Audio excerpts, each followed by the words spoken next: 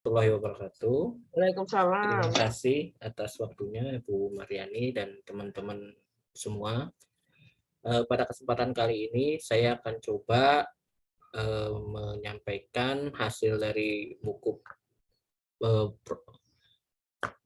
psikologi kognitif ini dalam bidang matematika. Kemarin saya ke bagian bab 2, yaitu proses persepsi yang pertama, yaitu pengenalan tentang visual dan auditori. Nah, di bagian ini yang saya bahas itu adalah ada 3 bagian, yaitu tentang visual dan auditorinya itu sendiri. Yang kedua adalah pemrosesan top down dan bottom up. Dan yang ketiga tentang pengenalan objek.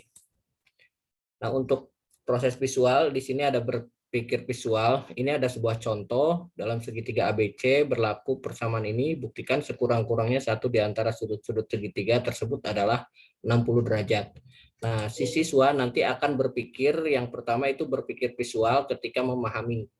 Nah, aktivitas yang pertama dilakukan oleh siswa untuk memahami masalah trigonometri adalah membuat segitiganya tersebut. Nanti diberikan titik-titik, setiap titik nama titiknya ke setiap sudut segitiga. Nah, aktivitas membuat segitiga ini dilakukan karena masalah yang diajukan yaitu tentang segitiga ABC. Sehingga pikiran itu siswa memunculkan visualisasi tentang sebuah segitiganya dan nanti diberi nama titik ABC. Nah, untuk aktivitas kedua yaitu memahami masalah, ya, di mana dengan memberi keterangan, kalau tadi hanya titiknya di setiap sudutnya, sekarang di setiap sisinya diberi nama. Itu aktivitas memberi nama sisi segitiga dilakukan sesuai petunjuk penamaan sisi segitiganya. Pikiran ini memunculkan visualisasi segitiga ABC, melengkapi dengan nama sisi dan mempresentasikannya sehingga diperoleh gambar segitiga dengan nama sisi A, B, C kecil, huruf kecil. Kecepatan. Yang aktivitas berikutnya yaitu aktivitas ketiga, masih dalam berpikir visual ketika memahami. Untuk memahami masalah dengan memberi keterangan nama sudut. Jadi yang ketiga ini adalah pemberian nama sudut segitiga. Nah, aktivitas memberi nama sudut ini dilakukan sesuai dengan petunjuk penamaan sudut. Yaitu setiap sudut itu di hadapannya, berarti untuk depan sisi A kita namakan sudut alfa, depan sisi B beta, dan seterusnya. Nah, yang aktivitas berikutnya adalah berpikir visual ketika merencanakan. Setelah memahami sumber informasi, yaitu langkah yang selanjutnya adalah proses merencanakan penyelesaian masalah. Untuk menyelesaikan masalah trigonometri, sumber informasi merencanakan penyelesaian masalah dengan membuat garis bagi. Jadi nanti segitiga yang tadi itu kita akan buat garis baginya, itu rencananya. Nah, aktivitas berikutnya, tahap berikutnya itu berpikir visual ketika melaksanakan kegiatan. Dalam proses melaksanakan kegiatan, aktivitas pertama yang dilakukan adalah untuk melaksanakan rencana, membuat garis bagi tadi sesuai dengan rencananya pada segitiga sudut alfa. Aktivitas membuat garis bagi ini pada segitiga dilakukan sesuai rencana. Pikiran memunculkan pembayangan mental atau konsep segitiga ABC dengan memperhatikan segitiga ABC, hasil aktivitas sebelumnya. Pikiran melengkapi pembayangan mental sehingga ABC dengan garis bagi tadi, pikiran mempresentasikan pembayangan mental sehingga diperoleh gambar segitiga dengan garis bagi tadi tengah. Untuk aktivitas yang pertama. Untuk aktivitas yang kedua tadi, yang kedua berikutnya adalah untuk melaksanakan rencana, yaitu dengan memberi nama titik potong. Maaf, sebentar Pak. Gimana Bu? Tadi memberikan nama segitiga pakai huruf kecil apa besar tadi ya? Yang sebelumnya. Kecil ya? Kalau untuk titik sudut itu huruf besar Bu, kalau untuk sisinya huruf kecil. Enggak, nama segitiga. Segitiga ABC. Segitiga ABC-nya besar Bu. Ya ini ada kecil ya ini ya? Iya. Yang mana, Bu? Oh, ini. Ya, Oh, ya itu. atasnya juga. Iya, Bu. Ya, Diperbaiki. tolong kita ya. Jadi kita di matematika itu harus apa namanya disiplin memberi lambang ya, karena memberi lambang dengan salah itu akan keliru. Jadi kalau kita memberi nama garis ini sudah kesepakatan, biasanya kalau memberi nama titik itu pakai huruf kapital, memberi nama segitiga ya huruf kapital, segitiga A B C. Tapi memberi nama sisi atau garis dengan huruf kecil begitu ya. Baik, Bu. Ya, ini sudah kesepakatan, ini kita jangan salah, jangan salah. Ini peringatan jangan salah.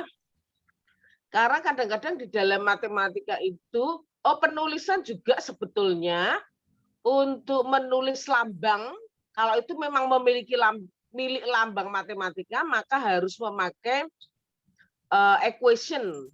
Ya, besok-besok seperti itu. Ya, kalau di PPT apakah memungkinkan atau tidak, tapi kalau di Word harus. Karena untuk kapital kemudian yang harus dibedakan dengan teksnya. Ini penting sekali karena di dalam bahasa Inggris misalnya ada suatu titik misalnya ya, suatu titik misalnya itu bisa sebuah sesuatu gitu. Tapi A juga bisa, itu nama sebuah ya. Kita kan memberi nama sama-sama A, sama-sama misalnya apa gitu ya. Ya, misalnya gitu. Kalau di dalam bahasa Inggris kan A itu bisa sebuah, membacanya apa misalnya. A horse, a book misalnya gitu ya. Nah, tapi bisa juga A adalah sebuah titik misalnya. Walaupun ada isnya, tapi tetap nanti kalau tidak dibedakan, maka yang A yang pertama sebagai sebagai sebuah, jangan pakai equation. Tapi kalau A sebuah titik, nah pada segitiga ini, nah A yang kedua itu harus pakai equation karena dia melambangkan sesuatu yaitu titik. Bisa saja melambangkan sesuatu yang lain. Nah, tolong untuk sekarang dan seterusnya itu kita harus ketat memberi nama lambang di dalam lambang matematika ya. Jadi kita tidak boleh sembarangan karena ini nanti bisa bingung kalau kita membuat buku atau kita membuat artikel, orang bisa bingung ini sebetulnya titik atau garis gitu. Ya, atau yang lain lagi, ada lambang yang lain lagi gitu. Ada alfa, ada beta, ada A cantik, ada A yang digaris garis tebal di salah satu, misalnya bilangan real R, nah himpunan bilangan real R-nya itu harus ada dobelannya itu. R garis gitu. Nah, itu kan juga beda sekali.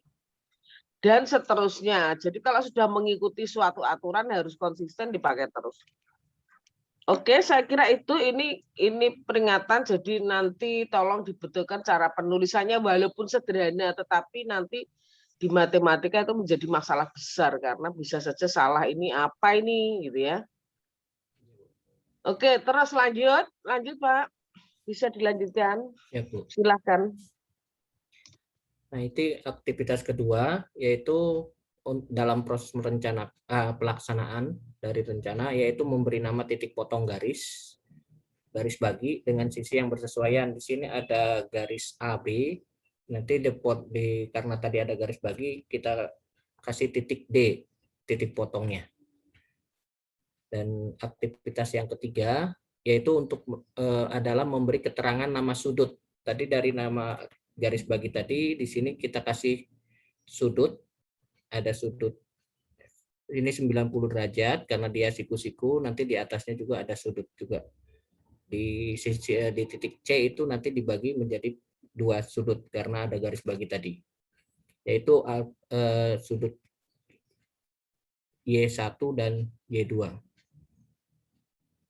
Nah, untuk aktivitas keempat yaitu kita ambil salah satu segitiganya, yaitu yang ke dalam hal ini saya ambil adalah segitiga yang sebelah kiri sehingga diperoleh segitiga ACD hasil bagi tadi.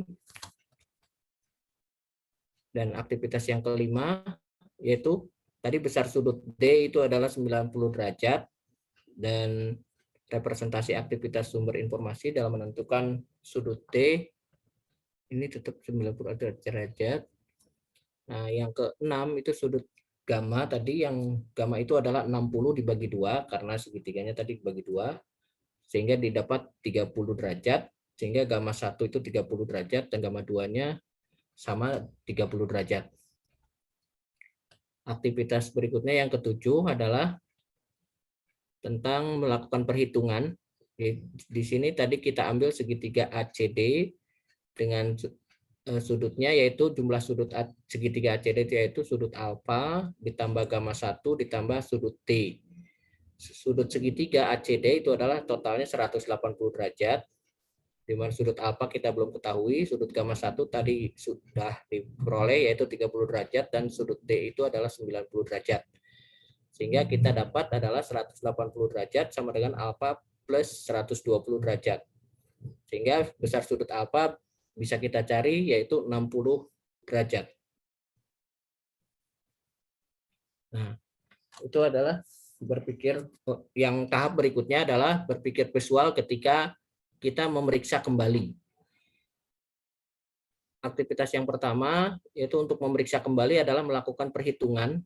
Berikut representasinya di sini bisa kita lihat adalah segitiga ACD tadi adalah penjumlahan sudut antara alfa dan gamma 1 dan sudut D. Dimana sehingga kalau kita cek kembali yaitu 180 dikurangi 120 tadi alfa sama dengan alfa, sehingga alfanya tetap sama 60 derajat. Nah, dalam proses memeriksa kembali juga ada aktivitas yang kedua yaitu adalah menyimpulkan. Berikut representasi sumber informasi dalam menyimpulkan. Jadi terbukti di sini terbukti bahwa salah satu sudutnya adalah besarnya 60 derajat. Seperti itu. Itu yang visual. Nah, dalam auditori dan visual juga ini saya kaitkan dengan proses gaya belajar peserta didik. Jadi gaya belajar itu merupakan kecenderungan seseorang dalam memperoleh dan menciptakan pengalaman dan terkait dengan indera yang dimiliki. Gaya belajar dibagi menjadi gaya belajar visual, auditory, kinestetik, atau dikenal juga VAK. Itu menurut The Porter tahun 2000. Nah, gaya belajar visual itu dijelaskan dengan seseorang harus melihat buktinya untuk kemudian bisa mempercayai. Itu menurut Uno tahun 2008. Sedangkan menurut Rusman tahun 2012 mengatakan bahwa peserta didik yang mempunyai gaya belajar visual adalah di mana gagasan, konsep, data, dan informasi dikemas dalam bentuk gambar dan teknik. Jadi mereka lebih senang ke dalam bentuk-bentuk gambar atau diagram. Sementara gaya belajar auditori atau peserta didik adalah gaya belajar yang mengandalkan pada pendengaran untuk bisa memahami dan mengingatnya.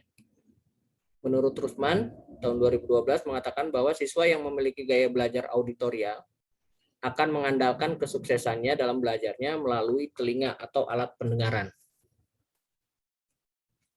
Nah, karakteristik pembelajar visual atau siswa yang mempunyai gaya belajar visual, yang pertama itu membaca dengan cepat dan tekun.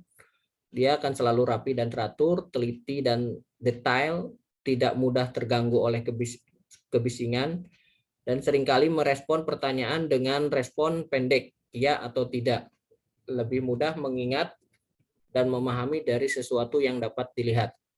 Sementara karakteristik untuk pembelajar auditori, yaitu berbicara pada diri sendiri saat bekerja, umumnya merupakan pembicara yang handal, membaca dan dengan suara lantang, serta lebih suka mendengarkan, suka berbicara, suka berdiskusi, menjelaskan sesuatu dengan panjang lebar, mudah terganggu oleh kebisingan, dan mampu mengulang atau menirukan nada, irama, dan warna suara.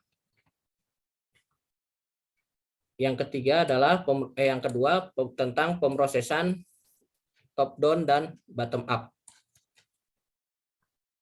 Pengajaran matematika dengan pendekatan top down atau guru atau dosen adalah sebagai sumber ilmu. Komunikasi itu satu arah dari guru ke siswa, Siswa menjadi pendengar yang baik, lebih ditekankan pada hafalan daripada pengertian, dan urutan operasi hitung harus diterima sesuai pendapat guru. Jadi pengajaran matematikanya ini biasanya digunakan untuk pada pengajaran tradisional atau konvensional. Di sini ciri-cirinya adalah yang pertama mengutamakan pada hafalan dan keterampilan berhitung. Yang kedua, tahu dan mampu menggunakan cara atau langkah dalam menyelesaikan soal, tetapi tidak tahu alasan setiap langkah yang dilakukan. Yang ketiga, mengutamakan kepada melatih otak dan mental daripada kegunaannya. Yang keempat, penggunaan bahasa, simbol, dan istilah tidak begitu diperhatikan dan bersifat ambigu. Urutan operasi harus diterima tanpa alasan, harus sesuai dengan yang dicontohkan oleh gurunya biasanya. Dan soal-soal yang diberikan biasanya menjelimet atau rumit. Itu untuk pemrosesan top down, dari atas ke bawah. Sementara proses pengajaran matematika pada pendekatan bottom up lebih menekankan pada penemuan siswa. Pembelajaran berpusat pada siswa, suasana kelas hidup, komunikasi multi arah antara guru dan siswa, siswa dan guru, dan siswa dengan siswanya. Dan menerapkan pembelajaran teman sebaya biasanya, yaitu pengajaran matematika yang modern. Menurut Ruth Effendi, peserta atau peserta didik yang mempunyai pembelajaran top bottom up, yaitu yang pertama itu mengutamakan pada pengertian, mengutamakan pada metode penemuan, telah memasuki materi baru, dan mengutamakan pada struktur dan keakuratan, sedapat mungkin menurunkan materinya pada tingkat yang lebih rendah, dan menggunakan pendekatan deduktif yang dilandasi oleh pendekatan induktif.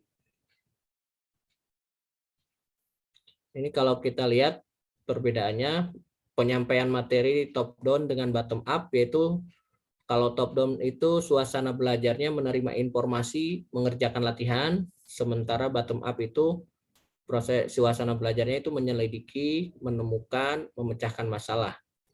Dan kondisi siswa untuk top down itu pasif, sementara untuk bottom up itu adalah aktif. Untuk aspek kemampuan itu hanya material, dan kalau bottom up itu material dan formal. Yang terakhir yaitu tentang pengenalan objek. Ada 4 yang menjadi objek kajian matematika, yaitu tentang fakta, konsep, operasi, dan prinsip. Yang pertama adalah objek kajian matematika berupa fakta, di mana fakta adalah konvensi-konvensi dalam matematika yang biasanya diungkapkan dengan simbol-simbol. Misalkan bilangan 3 secara umum dipahami sebagai bilangan 3. Sebaliknya kalau seseorang mengucapkan kata 3 dengan sendirinya, kita dapat simpulkan bahwa itu sama dengan angka 3. Fakta yang kompleks seperti V itu 3,14 yang dipahami sebagai pi yang mendekati 3,14. 2 pangkat 3 itu sama dengan 2 kali 2 kali 2 yang dipahami sebagai 2 kali 2 kali 2. Dalam geometri biasanya juga terdapat simbol-simbol tegak lurus, sejajar, dan seterusnya. Objek kajian matematika yang kedua yaitu tentang berupa konsep. Konsep adalah ide abstrak yang dapat menggolongkan atau mengklasifikasi sekumpulan objek. Apakah objek tertentu merupakan contoh, konsep, atau bukan. Misalkan, segitiga adalah nama sebuah konsep.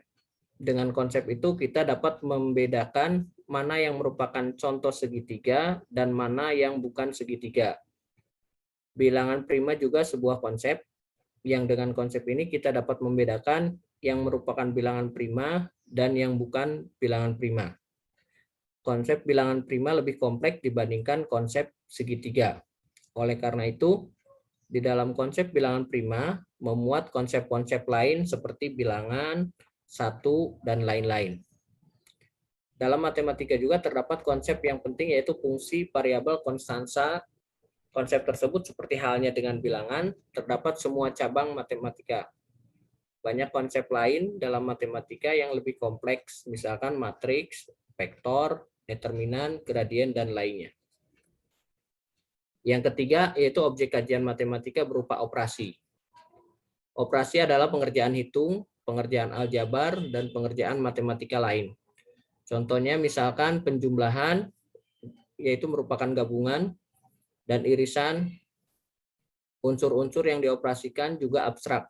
Pada dasarnya, operasi yang dalam matematika adalah suatu fungsi yang relasi khusus, karena operasi adalah aturan yang memperoleh elemen tunggal dari satu atau lebih elemen yang diketahui. Yang keempat adalah objek kajian matematika berupa prinsip. Prinsip adalah objek kajian matematika yang lebih kompleks. Prinsip dapat terdiri atas beberapa fakta, beberapa konsep yang dikaitkan oleh satu relasi ataupun operasi. Secara sederhana dapat dikatakan bahwa prinsip adalah hubungan antara berbagai objek dasar matematika. Prinsip dapat berupa aksioma, teorema, teorema sifat, dan sebagainya. Contohnya misalkan, sifat komutatif dan sifat asosiatif dalam aritmatika merupakan suatu prinsip. Begitu pula dengan teorema Pitagoras. Contoh sebuah aksioma adalah antara lain adalah satu titik A di luar garis G dapat dibuat tepat satu garis yang sejajar dengan garis G.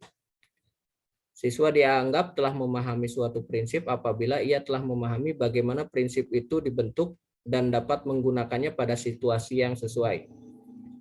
Bila demikian, dia telah memahami fakta, konsep, atau definisi secara operasi yang termuat dalam prinsip tersebut. Mungkin itu yang bisa saya sampaikan. Kurang lebihnya saya mohon maaf. Terima kasih. Assalamualaikum warahmatullahi wabarakatuh. Ya, bagus sekali. Ya, menurut saya ini sudah benar ya. Artinya dalam artian ya memang di dalam matematika seperti itu ya. Jadi aplikasinya seperti itu. Mungkin ada yang mau bertanya sebelum saya mungkin menambahkan lagi, memberikan penekanan. Ada yang mau bertanya kepada Pak Ferry? Silahkan kalau ada yang mau bertanya. Izin bertanya. Ya Ibu, mari silahkan. Terima kasih untuk Pak Ferry. Tadi kan diuraikan langkah-langkah tentang persepsi visual ya, dan untuk memecahkan masalah. Nah, itu apakah hanya untuk memecahkan masalah, untuk langkah-langkah dari visual yang tadi gitu? Karena saya lihat kan mulai dari memahami masalah, kemudian merencanakan, sampai ke melaksanakan kegiatan tadi ya, kalau tidak salah. Dan memeriksa kembali gitu kan. Ya. Kalau kita tahu bahwa itu merupakan langkah-langkah yang menurut Polya gitu. Nah, itu bagaimana menurut Pak Ferry? Baik Bu, terima kasih Bu Yani. Nah, ini karena mungkin saya hanya ngambil satu contoh kemampuan saja, Bu. Jadi contoh kemampuan pemecahan masalah, makanya saya detailkan tentang langkah-langkahnya. Tadi dari mulai awal sampai langkah terakhir. Untuk langkah lain mungkin nanti akan beda lagi untuk penjelasan lebih detailnya, Bu. Mungkin itu. Ya, terima kasih Pak Ferry. Ya. Nanti mungkin bisa lebih dikembangkan. Iya. Betul jawabannya Pak Ferry ya, menurut saya betul. Jadi artinya tadi Pak Ferry itu hanya membidik atau mencari penerapannya visual auditory ini untuk pemecahan masalah. Ya, dan ini memang cocok gitu ya. Kalau misalnya untuk yang lain itu saya kira pasti ada ya, pasti ada. Pemecahan masalah itu kan salah satu kemampuan dalam apa ya? Itu klasifikasi Bloom bukan ya?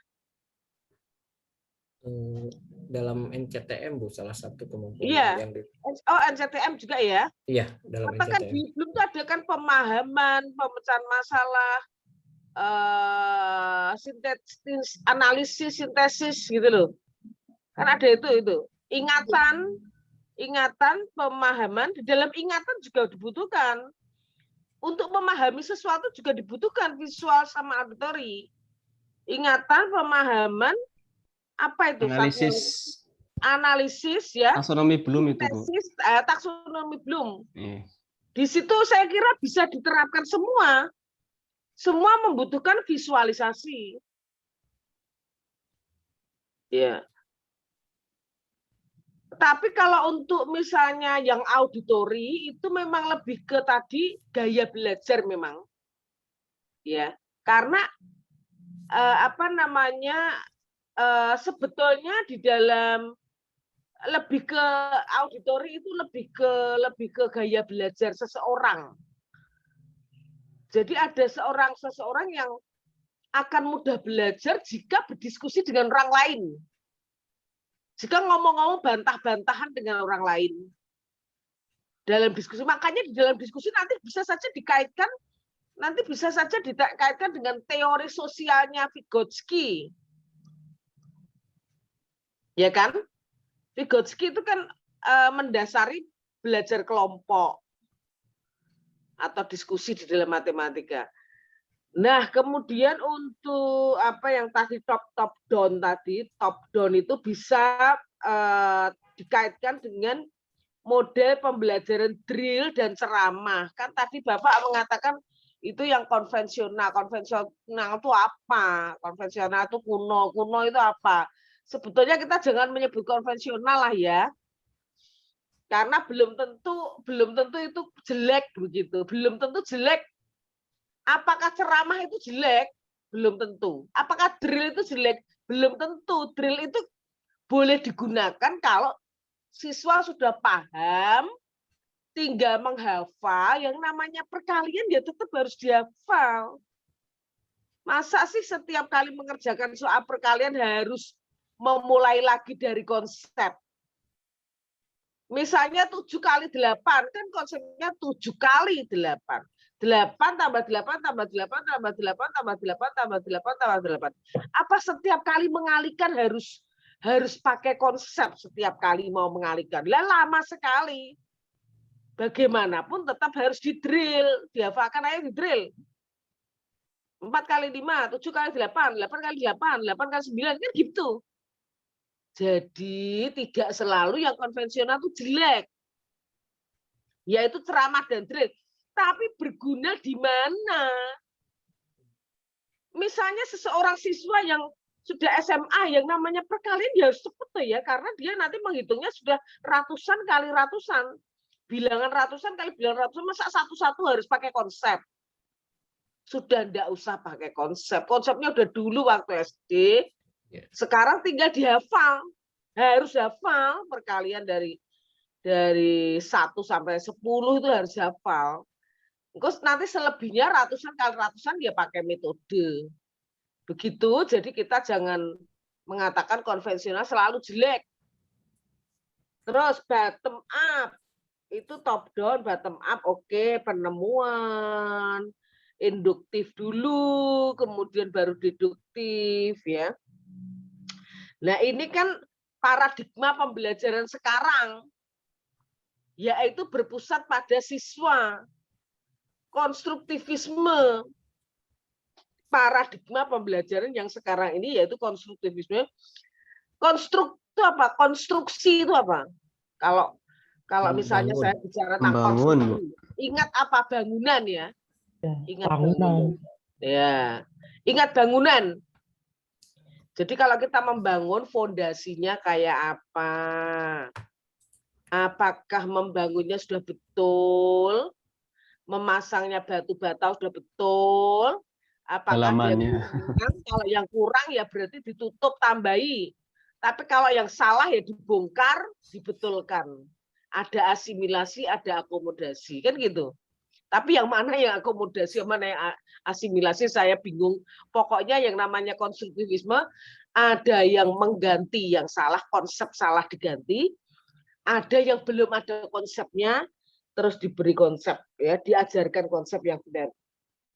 Nah, seperti itu paradigma yang sekarang, tapi bukan berarti pembelajaran yang zaman dulu itu jelek, ceramah dan drill itu jelek, belum tentu. Ya. Contoh misalnya 2 orang guru, yang satu tuh dengan ceramah saja bisa siswanya sangat paham. Yang satu dengan model pembelajaran macam-macam yang penemuan-penemuan siswanya malah bingung, bisa enggak?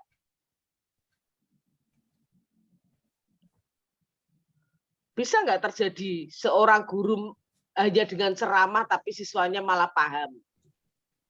Bisa. Bisa. Itu jam terbangnya gurunya. Ya. Lah kalau dia mengajarnya dengan walaupun dengan ceramah tapi dengan tekanan-tekanan intonasi, bahasanya tegas, suaranya keras gitu ya. Nah, itu walaupun dengan ceramah dengan gambar-gambar di papan tulis biasa seperti itu, tidak pakai alat peraga ini, peraga itu, tapi siswanya bisa sepaham karena dia mungkin menjelaskannya sangat hebat. Nah, seperti itu bisa juga terjadi ya. Kemudian untuk pengenalan objek, fakta, konsep, prinsip, skill, oke. Fakta adalah lambang-lambang benda-benda matematika, itu namanya fakta, benda-benda matematika. Oh, di matematika ada lingkaran, ada persegi panjang, dan sebagainya itu fakta, ada lambang-lambang, fakta, konsep, pemahaman atau definisi. Prinsip itu rumus, teorema, lema, itu prinsip, itu hubungan-hubungan antar konsep. Ya, lema, teorema, rumus itu adalah prinsip, skill adalah keterampilan. Nah, saya kira itu pertanyaan Ibu Yeni sudah sangat jelas, bisa diterima ya. Oke, lanjut, ada pertanyaan lagi?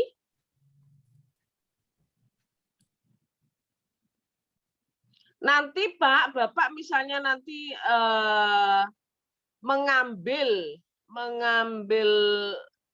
apa namanya, grounded teorinya ini, mengambil teori landasan ini sebagai teori landasan untuk pemecahan masalah juga bisa di dalam disertasinya, ya, karena jadi begini, mahasiswa S3 itu nggak boleh ini pemecahan masalah, berarti kita itu tidak boleh gini. Mungkin memakai pemecahan masalah seperti saat kita waktu sekolah S2 atau saat kita masih sekolah S1. Ya. Tetapi kita memandangnya dengan landasan teori yang lebih dalam lagi. Sehingga mungkin sampai ke tahap-tahap ininya. Jadi misalnya polya itu dipandang sampai ke tahap-tahap landasan psikologinya. Landasan psikologinya. Jelas ya? Saya kira ini jadi walaupun pakai polya sama-sama, waktu saya S1 juga pakai pemecahan masalah polya waktu saya S1. Sekarang saya S3 ya mau pakai polya lagi. Tapi cara pandangnya beda. Pendalamannya beda. Nah, pendalaman-pendalaman itu kita pelajari dalam psikologi kognitif. Semua terkait dengan matematika pasti kognitif. Afektif itu hanya dampaknya saja. Dampak ya, kita tujuan utama bukan afektif lah.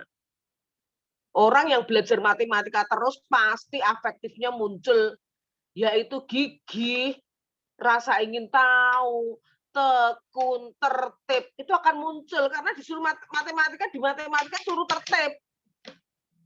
Tertib menulis lambang, tertib menulis ini, tertib menurunkan teorema. Lah kalau itu terus dilakukan orang kan nanti lama-lama jadi karakter orang itu. Ya. Kita melakukan sesuatu 21 kali itu nanti akan menjadi kebiasaan. Ya, Bapak Ibu sudah terbiasa di puasa nih ya. Sudah 30 hari ya. Sudah terbiasa puasa ini.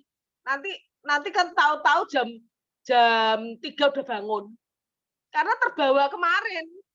Coba itu kebiasaan puasa diteruskan, bangun jam 3 gitu. Lama-lama menjadi karakter. Bapak Ibu menjadi manusia pagi. Bukan manusia malam, manusia yang lebih baik tidurnya lebih pagi, lebih gasik, lebih dulu, tapi bangunnya jam 3. Nanti Bapak Ibu berubah karakternya menjadi manusia pagi. Beda kalau manusia malam, tidurnya jam 2, bangunnya jam 10. Tapi kalau manusia pagi tidur jam 9, bangun jam 3, lebih sehat. Ya. Nah, seperti itu. Sesuatu yang dilakukan 21 kali akan menjadi kebiasaan. Kebiasaan dilakukan terus akan menjadi karakter. Nah, nanti orang matematika banyak yang jujur loh. Nggak usah disuruh jujur loh ya.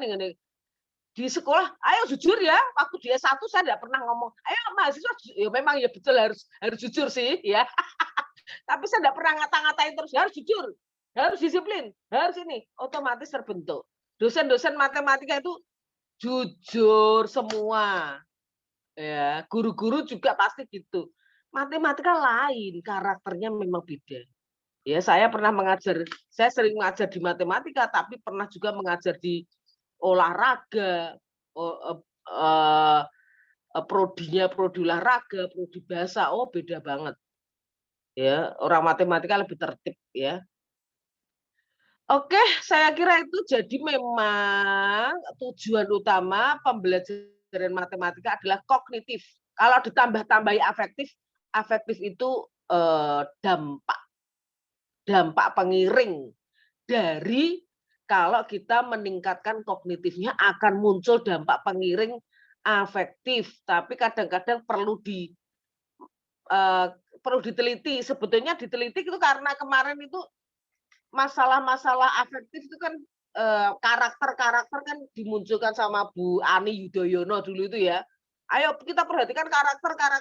Akhirnya matematika juga ikut-ikut memperhatikan karakter akibat dari pembelajaran. Tapi sebetulnya enggak usah dipelajari juga enggak apa-apa. Jadi kita tujuannya tentang terakhir memang kognitif. Sehingga landasannya pembelajaran matematika adalah psikologi kognitif. Oke, saya kira itu. Terus kemudian yang kedua siapa? Yang membahas bab 3 siapa? Ada pertanyaan lagi enggak ke Pak Ferry?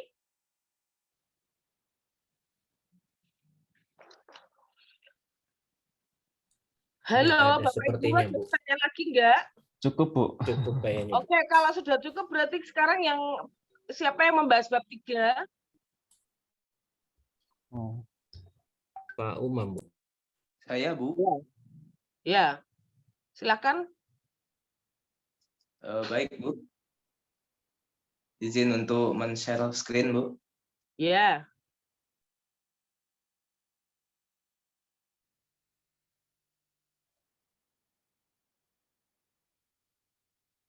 Baik. Assalamualaikum warahmatullahi wabarakatuh. Saya dapat bagian bab 3, yaitu proses perseptual perhatian dan kesadaran. Proses perhatian dan kesadaran yaitu proses perseptual terdiri dari pendeteksian, penginterpretasian realita sebagaimana stimulus yang diterima oleh panca indera dan struktur sistem sensori otak dan pengetahuan sebelumnya, previous knowledge. Studi-studi tentang perseptual membahas pertanyaan mendasar tentang jumlah informasi yang dapat dipahami manusia dalam periode pemaparan yang singkat.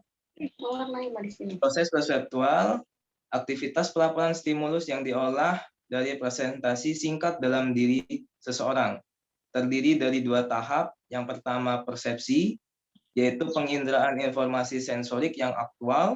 Yang kedua mengingat, merecall kemampuan atau informasi yang diterima oleh panca indera sebelumnya, dan informasi tersebut memudar dari penyimpanan.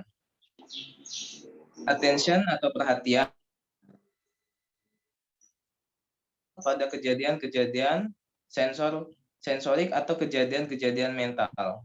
Menurut Donald Broadbent 1953, atensi adalah hasil dari terbatasnya kapasitas sistem pemrosesan informasi.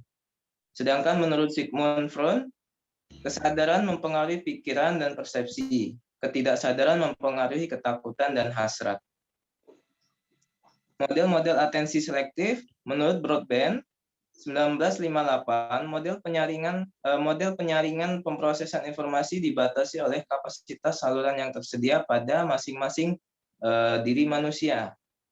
broadband, pesan-pesan yang dikirim atau informasi yang diterima melalui saraf yang distimulasi tertentu dibedakan berdasarkan A, yang pertama itu serabut saraf yang distimulasi, B, jumlah impuls saraf yang dihasilkan. Menurut broadband dari teori koneksi, persepsi selektif mencangkup hampir seluruh sistem kognitif. Model attention menurut Treisman. Menurut Treisman, manusia cenderung mengikuti makna alih-alih mengikuti pesan dari satu telinga saja. Adanya filter perseptual yang terletak di antara sinyal dan analisis verbal dan fungsi menyaring input dengan mengendalikan volume atau suara pesan. Sebentar. Iya, Bu. Maaf, yang lain tolong di-mute ya, tolong di-mute. Kalau tidak bicara tolong di-mute. Ya, silakan dilanjutkan. Baik, Bu. Selanjutnya, stimulus diasumsikan oleh Treisman, yaitu memiliki ambang aktivitas yang berbeda-beda. Karenanya kita dapat mendengar suatu percakapan meskipun tidak memusatkan perhatian pada percakapan itu. Attention visual, menurut Treisman 1971, ketika elemen-elemen visual tampil secara mencolok, para pengamat dapat mengenali batas-batas visual elemen yang mencolok tersebut dalam waktu 50 milidetik. Treisman Julius berpendapat terdapat proses pra-atentif yang memindai medan pengalihan dengan cepat, mendeteksi ciri-ciri utama objek, dan ciri-ciri tersebut disandikan dalam bentuk peta dalam otak manusia. Selanjutnya, pemrosesan otomatis, aktivitas yang telah dilatih dengan baik atau sering atau selalu diulang-ulang menjadi otomatis.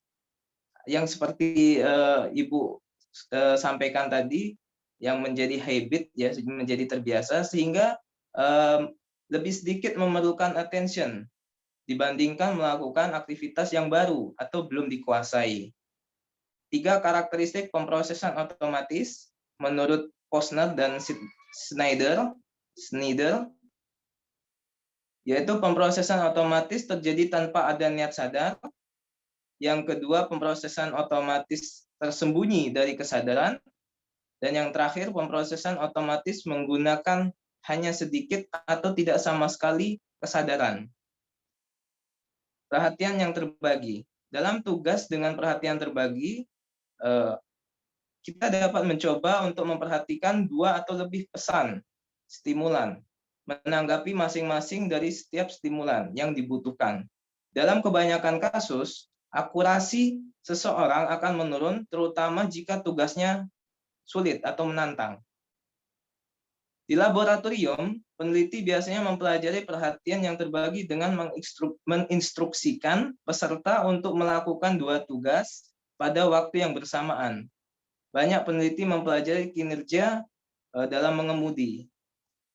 Selanjutnya, gerak mata sakadik atau perhatian sekelibat. Gerak mata kita memberikan informasi penting tentang cara pikiran kita bekerja ketika kita melakukan sejumlah tugas kognitif sehari-hari. Sebagai contoh, para peneliti telah mempelajari berbagai gerak mata kita ketika kita melihat suatu pemandangan dan ketika kita sedang mengemudi. Sebagai contoh, para peneliti juga menemukan bahwa mata kita bergerak ketika kita berbicara. Namun bagian mendalam ini berfokus pada gerakan mata selama membaca. Telah dianggap sebagai salah satu proses persepsi yang penting dalam membaca. Artinya, seseorang dikatakan membaca ketika mata seseorang tersebut bergerak. Gerak mata sakadik jelas membantu kita menjadi pembaca yang lebih aktif dan fleksibel. 1. Perhatian adalah konsentrasi aktivitas mental dan memungkinkan proses kognitif kita untuk mengambil bagian terbatas dari lingkungan dan memori kita. 2. Jenis perhatian, proses perhatian dibahas dalam bab ini, yaitu penelitian tentang perhatian terbagi menunjukkan bahwa kinerja seseorang sering menderita ketika orang harus memperhatikan beberapa rangsangan secara bersamaan. Misalnya, kita tidak dapat berbicara di ponsel bebas, di ponsel genggam, sambil mengemudi dengan hati-hati. Namun dengan praktik yang berulang-ulang atau ekstensif, kinerja beberapa orang pada tugas dengan perhatian terbagi dapat meningkat. Yang selanjutnya, proses perhatian jenis kedua adalah perhatian selektif, yaitu membahas 3 contoh perhatian selektif yang berbeda. Teori perhatian, teori fitur integrasi, menurut Treisman, telah mengembangkan teori perhatian dengan pemrosesan persepsi yang rumit, di mana teori yang asli diusulkan pada tahun 1980 oleh Galladay. Versi saat ini lebih kompleks, yaitu elemen dasar teori terintegrasi, penelitian tentang teori, dan status teori saat ini. Selanjutnya, perhatian terdistribusi. Menurut Treisman dan Galladay 1980, perhatian terdistribusi yaitu perhatian terfokus pada pembelajaran 2 stimulus atau situasi yang berbeda. Satu situasi menggunakan fitur terisolasi, dan karena itu menggunakan perhatian terdistribusi. Sebaliknya, situasi lain menggunakan kombinasi fitur, dan karena itu menggunakan perhatian terfokus. Pertama, mari kita pertimbangkan detail penelitian tentang perhatian terdistribusi menurut Treisman dan Galladay. Jika Anda memproses fitur terisolasi dalam perhatian terdistribusi, maka Anda harus dapat dengan cepat menemukan target di antara item yang berdekatan dan tidak relevan. Target tersebut seharusnya tampak atau keluar dari tampilan secara otomatis. Tidak peduli berapa banyak item yang ditampilkan. Selanjutnya, kesadaran. Definisi kesadaran berarti kesadaran yang dimiliki orang tentang dunia luar dan tentang persepsi, gambar, pikiran, ingatan, dan perasaan seseorang. Kesadaran atau awareness terkait erat dengan perhatian, tetapi prosesnya tidak identik. Kita sering tidak sadar atau tidak sadar akan tugas yang kita lakukan dengan bentuk perhatian yang otomatis atau terdistribusi. Misalnya saat Anda sedang mengemudi, Anda mungkin secara otomatis menginjak rem sebagai respon terhadap lampu merah. Namun Anda mungkin sama sekali tidak sadar bahwa Anda melakukan aksi motorik. Secara umum, kesadaran dikaitkan dengan jenis perhatian terkontrol dan terfokus. Para behavioris menganggap topik seperti kesadaran tidak sesuai dengan studi ilmiah. Beberapa tahun terakhir ini, psikologi kognitif telah secara khusus terkait dengan 3 masalah yang terkait dengan kesadaran. Yang pertama, kemampuan seseorang untuk membawa pikiran ke dalam kesadaran. Yang kedua, ketidakmampuan kita untuk melepaskan pikiran dari kesadaran. Yang ketiga, blind seek, yang mengungkapkan bahwa orang dapat melakukan tugas kognitif dengan cukup akurat, bahkan ketika mereka tidak menyadari keakuratan tersebut. Implementasi dari kesadaran dan perhatian dalam pembelajaran matematika yang saya hubungkan, yang pertama dan hanya ini ya maksud saya, mohon maaf, yaitu untuk mengoptimalkan perhatian dan kesadaran siswa dalam pembelajaran matematika dibutuhkan media yang dekat dengan pikirannya. Salah satunya saya mengkaitkan budaya lokal, contohnya itu dakon atau congklak yang biasa dimainkan anak-anak ketika sedang bermain dengan kawan-kawan. Siswa diminta atau anak-anak diminta bermain dengan cara memasukkan biji dakon. Artinya siswa memperhatikan biji-biji dakon tersebut ke masing-masing lubang kecil sebanyak 3 biji. Siswa kemudian diminta untuk berpikir kritis tentang kejadian tersebut. Kemudian salah satu siswa RR atau HF ya diwawancari oleh Ki dengan cuplikan wawancara sebagai berikut. Ki, apa yang dapat kamu lakukan atau apa yang dapat kamu jelaskan tentang dakon dan biji dakon tersebut? R menjawab, kami saling bermain dan kami dapat menyusun biji dakon ke dalam lubang kecil secara rata. Dari sana dapat dilihat bahwa siswa atau anak tersebut membutuhkan perhatian khusus dan attention kepada perintah dan setiap lubang-lubang dan jumlah biji yang harus dimasukkan pada setiap lubang-lubang pada congklak tersebut. Kemudian HF, ya setiap lubang terisi 3 biji dan yang terisi 3 biji itu ada 4 lubang. Kata Ki, bagaimana pendapat kalian tentang hal ini? HF menjawab, ini berarti ada 4 lubang yang berisi 3 biji. Dari sana sudah terlihat konsep perkalian, di mana 4 kali 3, setiap 4 lubang itu berisi 3, maksud saya 1 lubang itu berisi 3 biji sebanyak 4 lubang. Selanjutnya, hal ini menunjukkan bahwa siswa atau anak mampu berusaha mencapai konsep melalui kegiatan sederhana dengan mengaitkan kemampuan perhatian atau kesadaran siswa, di mana siswa tadi disuruh untuk mengisi 4 lubang kecil dengan 3 biji dakon. Ini sesuai dengan perkalian. Hal tersebut menunjukkan bahwa siswa mampu membuat sifat perkalian 2 bilangan bulat positif. Ia menyatakan bahwa perkalian 4 kali 3 adalah hasil penjumlahan 4 kali angka 3. Artinya 4 kali 3 sama dengan 3 ditambah 3 ditambah 3 ditambah 3 sebanyak 4 kali. Mereka mampu membuat pernyataan bahwa 4 kali 3 sama dengan 3 tambah 3 tambah 3 tambah 3 sama dengan 12. Maka anak menyatakan bahwa perkalian bilangan bulat adalah penjumlahan berulang.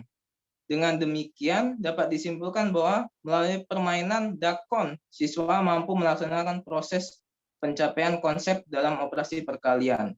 Di mana di sini kita dapat melihat bahwa pentingnya perhatian dan kesadaran yang dibutuhkan siswa atau anak untuk mempelajari suatu konsep baru, yaitu konsep perkalian yang merupakan penjumlahan yang berulang. Kami mengeksplorasi kemampuan siswa dalam proses pencapaian konsep untuk pembagian bilangan bulat positif. Siswa dipicu dengan menggunakan media untuk mencapai konsep. Siswa diminta memainkan dakon dengan menggunakan 12 biji dakon. Langkah pertama adalah siswa mendistribusikan atau memasukkan 4 biji ke lubang-lubang pada dakon atau congklak. Kemudian dengan demikian bahwa siswa dapat mempelajari matematika dengan pikirannya itu untuk mengoptimalkan perhatian dan kesadaran siswa. Oleh karena itu, ini koneksi ini saya coba bentuk, saya coba buat untuk menghubungkan bahwa pentingnya perhatian dan kesadaran siswa dalam mempelajari konsep matematika. Dan ini baru satu konsep, yaitu konsep perkalian dan konsep pembagian. Ini sangat mungkin untuk dikembangkan ke konsep atau pembelajaran materi matematika yang lainnya. Oleh karena itu, menjadi sangat penting untuk diterapkan dalam proses abstraksi konsep-konsep matematika. Sebagai contoh yang tadi saya paparkan, permainan dakon, yaitu salah satu budaya yang dekat dengan siswa, dan itu dapat kita angkat menjadi sebuah media pembelajaran materi perkalian dan pembagian bilangan positif. Siswa mampu membangun pemahaman pesan pembelajaran, termasuk komunikasi verbal dari menggunakan media pembelajaran dakon tadi. Kemudian siswa juga bisa menggunakan kemampuan kinestetik, menggambar, berdasarkan media nyata dari budaya lokal, yaitu permainan dakon itu adalah menghasilkan konsep yang tepat tentang operasi perkalian sebagai penjumlahan berulang dan pembagian ada pengurangan berulang. Demikian yang dapat saya presentasikan. Lebih dan kurang saya mohon maaf. Assalamualaikum warahmatullahi wabarakatuh. Ada yang akan memberi komentar atau bertanya? Silahkan.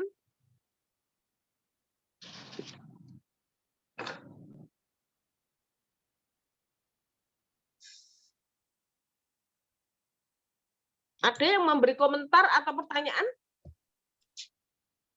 Saya mau bertanya Pak Umam, ini terkait dengan membaca sakadik tadi ya Pak.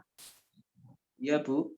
Nah, ini menurut saya yang menjadi masalah dari siswa untuk menyelesaikan masalah. Jadi siswa itu tidak bisa benar-benar membaca untuk memahami masalah. Jadi ketika ada soal cerita misalkan, dia sudah keburu bingung duluan sehingga perhatiannya itu tidak terpusat kepada bacaan. Nah, apakah menurut Pak Umam proses membaca secara sakadik ini bisa dilatih atau tidak, Pak, untuk siswa biar dapat menyelesaikan masalah dengan lebih baik? Baik Bu, terima kasih. Menurut saya dari pandangan yang saya baca bahwa mata sakadik itu lebih kepada bagaimana seseorang menanggapi stimulus atau pesan-pesan suara yang ada di lingkungannya. Memang betul kata Ibu Katri bahwa itu menjadi gangguan dalam mempelajari konsep atau pembelajaran matematika. Jadi dari sana, kalau menurut saya ya Bu ya, bagaimana kita untuk mengembangkannya itu memang belum begitu didalami ya dalam penelitian. Cuman menurut saya ada sisi positifnya di mana anak dengan memiliki kemampuan mata sakadik dalam artian positif ya, itu dapat menerima informasi-informasi yang lebih luas, luas. Artinya tidak terfokus hanya pada satu informasi yang sedang didalami atau sedang dipelajari atau sedang dikerjakan. Contohnya saja, misal diberikan soal, maka siswa hanya terfokus pada soal itu dan akhirnya siswa bila tidak mampu atau tidak memiliki previous knowledge yang cukup untuk menjawab permasalahan itu, maka siswa akan terbentur dan akhirnya menyerah.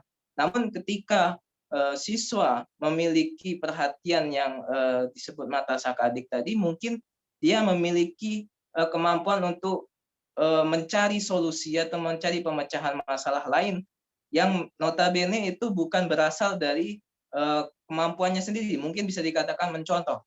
Tapi dari sana bisa dikatakan bahwa siswa sedang belajar namun belajar yang tidak baik, mungkin bisa dikatakan begitu.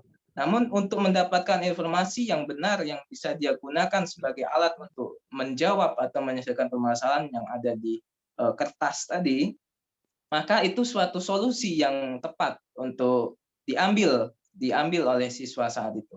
Tentu bagaimana kita mengembangkannya, maka perlu penelitian yang lebih lanjut, penelitian yang lebih dalam. Tentu itu butuh kerjasama yang bagus ya antara yang meneliti dan siswa yang sebagai subjeknya untuk bisa saling memahami bagaimana proses yang harus dilakukan saat penelitian itu, sehingga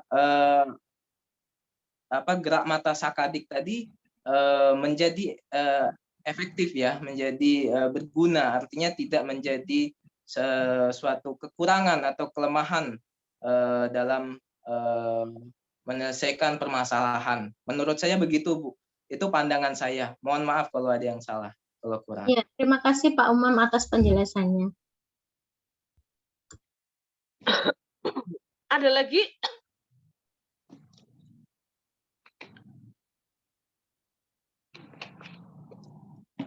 Kalau tidak ada mungkin saya mungkin menekankan saja.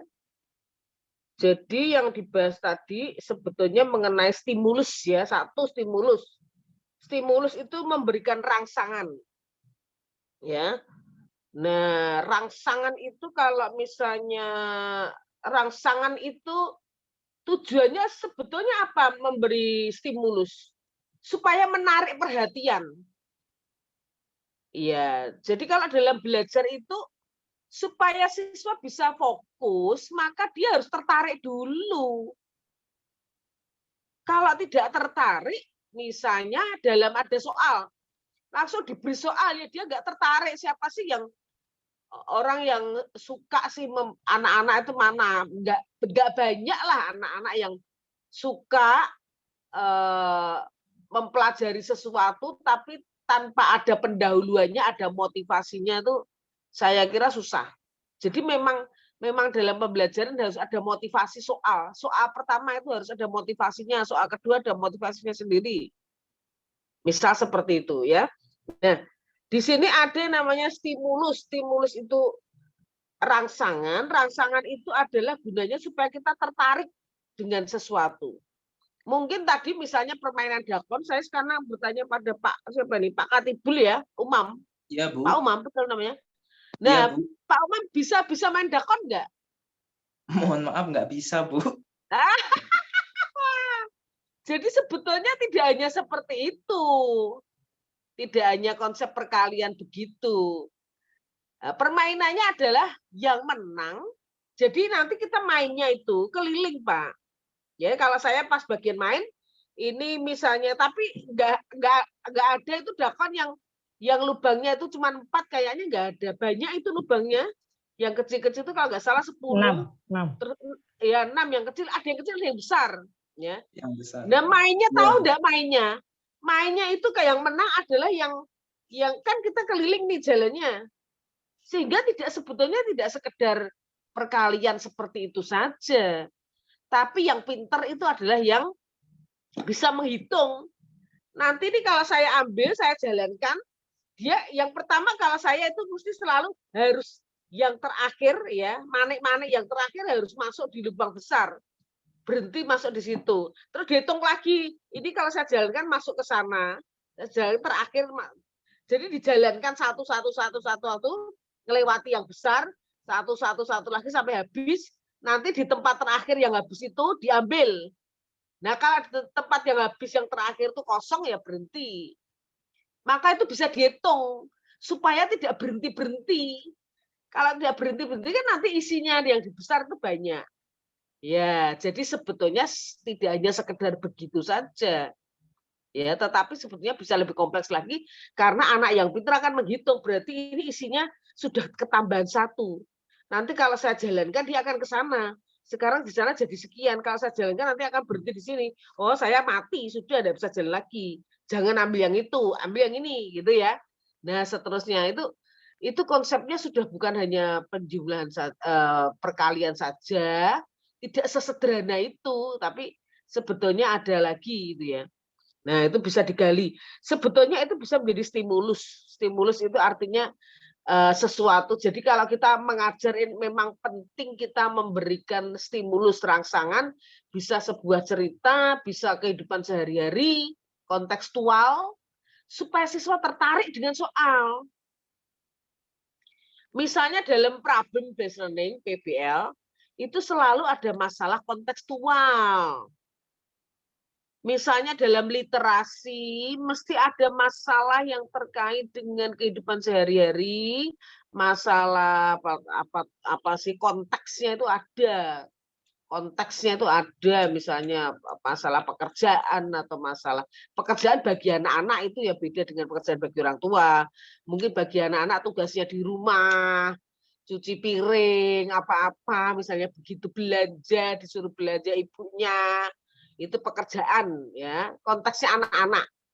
Ada konteks tertentu sehingga menarik soalnya. Maka kalau membuat soal harus ada stimulus. Nah, nanti supaya siswa bisa merespon. Setelah stimulus, setelah merespon stimulus respon itu ada teorinya, kalau nggak salah teori siapa itu stimulus respon, entah Brunner entah siapa cari nanti stimulus respon ya. Thorndike, Ibu. Siapa? Thorndike, Ibu. Oh iya, Thorndike. Ya, Thorndike itu stimulus respon. Aku lupa pokoknya adalah. Nah, jadi di matematika seperti itu. Ya, kenapa perlu ada literasi matematika? Kenapa perlu ada kenapa sih susah-susah etnomatematik, ngapain sih etno itu? Ya itu dalam rangka memberi stimulus. Oh, itu masalah dakon, itu masalah kita anak-anak. Bapak itu kalau nanti kalau mengangkat etnomatematika pakai dakon, Bapak sendiri harus bisa mainnya. Baik, Bu. Bisa. Harus Ya. belajar dengan Ibu sepertinya. Iya harus belajar. Nanti harus ada taktiknya juga supaya menang. Nah, Baik, Bu. ini ya. Terus berikutnya, stimulus, respon, kemudian perhatian atau fokus atau attention, atensi. Ya, nanti ada atensi yang selektif. Setelah diberi rangsangan, siswa itu merespon dan dia terus memperhatikan. Dia fokus, baru dia itu secara afektif, secara psikologi, namanya aja psikologi kognitif. Secara psikologis dia itu sudah berminat untuk memahami soal. Jadi itu sebetulnya background-nya dari mengerjakan soal. Makanya nggak bisa kalau diberi soal sembarangan terus siswa itu kok kita nyalah-nyalahin siswa. Siswa itu kok nggak minat sih? Kok nggak mau sih membaca soalnya? Kayak pertanyaannya siapa tadi sebelumnya. Ya, kok nggak mau sih membaca dengan serius, dengan sungguh-sungguh? Kok tidak mau ingin mengerti toh? Nggak mau gitu. Lah nggak ada rangsangan yang menarik bagi mereka. Soal-soal biasa saja, hitunglah ini, ya nggak menarik. Ya, nah, terus setelah ada perhatian, ada fokus, jika itu dilakukan berulang-ulang, seperti nyetir. Tadi Bapak tadi bilang seperti kita ngerem. Saya kalau belajar mobil waktu pertama ya, oh keringat dingin keluar semua. Stres sampai sakit ya. Karena apa? Saya takut dan ini masih mikir ini. Kakiku mau nginjek rem apa minjak gas, setirku harus ke kiri atau ke kanan. Ini betul-betul pikiran saya bekerja keras. Dan takut kalau nabrak dan seterusnya sehingga stres sekali. Ya. Nah, tetapi saya ini pengalaman saya waktu belajar setir itu nggak kursus nggak apa, diajari Pak Wardono cuma sekali ya, balik mobil sampai rumah pulang berikutnya sudah ada mobil baru langsung saya naikin ya. Itu saya langsung naik ya. Dan itu saya sengaja pilih tempat-tempat yang ramai. Jadi lewat luar, stresnya tinggi sekali.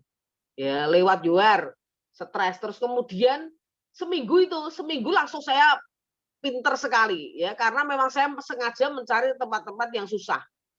Terus kemudian naik ke mana itu? Parkiran di mana itu, DP Mall apa? Bukan, Paragon ya. Saya salah. Harusnya di basement, wong aku urung pinter kok. Belum pinter kok mau naik. Saya tidak belok di basement, tapi saya naik. Jadi muter itu sampai nanti parkirnya di lantai 6. Padahal belum pinter. Tapi saya cuma pakai logika aja, pakai motor kalau naik itu giginya diturunkan, sudahlah digas saja pelan-pelan. Kalau banter-banter nanti nabrak malah saya jatuh dari lantai sekian mobilnya ya. Saya pikirannya pokoknya saya gasnya pelan-pelan, tapi giginya rendah gitu aja. Seret naik, waduh sudah stres banget ya. Anak saya udah ketakutan tuh di sebelah ya. Akhirnya berhasil saya parkir di lantai 6. Itu belajar hari ketiga. Belajar hari pertama, kedua cari tempat ramai, hari ketiga naik ke lantai 6. Terus hari kesekian jalan tol, terus keluar kota. Hari ke-7, hari ke-8 stresnya tinggi, saya langsung sakit. Tapi setelah itu saya jadi pintar ya. Nah, Sekarang kalau naik mobil sudah tidak pakai pikiran, sudah tidak mikir, otomatis itu loh. Kalau di depan ada apa-apa aku tidak sadar, itu memang benar tadi ngerem tanpa disadari. Awareness, kesadarannya sudah hilang, sudah tanpa sadar aku sudah bisa ngerem sendiri, otomatis ngegas sendiri, otomatis macet lampu hazard, otomatis setirnya ke kiri, ke kanan dan seterusnya. Nah, bisa nggak matematika jadi seperti itu? Ya,